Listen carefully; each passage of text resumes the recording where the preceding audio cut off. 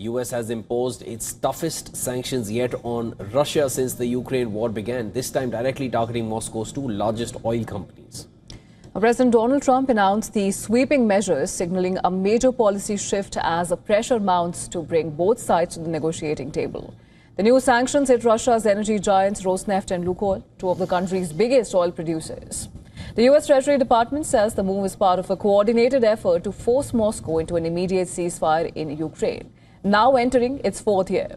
Now, these are the first Russia-related sanctions of Trump's second term, marking a significant change from his earlier approach that relied mostly on tariffs rather than direct financial penalties. Under the new order, U.S. firms and citizens are barred from doing business with the sanctioned companies, a blow to Russia's oil export network that has shifted heavily towards Asia since Western countries imposed a $60 per barrel price cap after the 2022 invasion.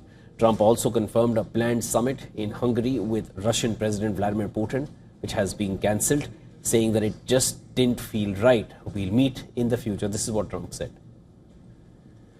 Look, these are tremendous sanctions. These are very big. Those are against their two big oil companies. And we hope that they won't be on for long. We hope that the war will be settled.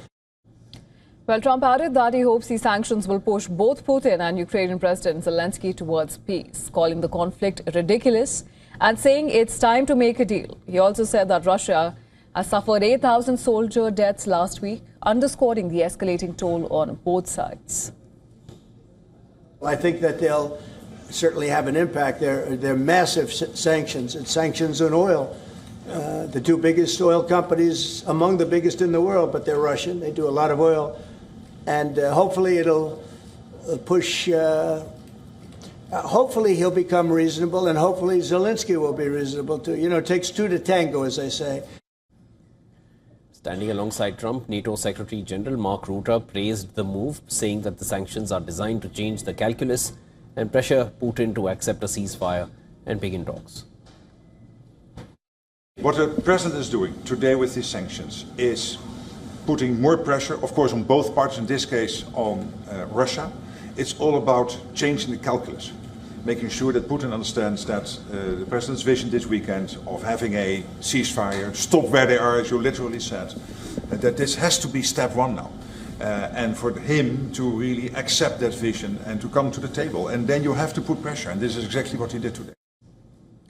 The European Union also joined in, announcing a ban on Russian liquefied natural gas imports, further tightening the energy squeeze in Moscow. Well, together, the US and EU actions could hit tens of billions of dollars in Russian energy revenues, money that helps fund its war in Ukraine.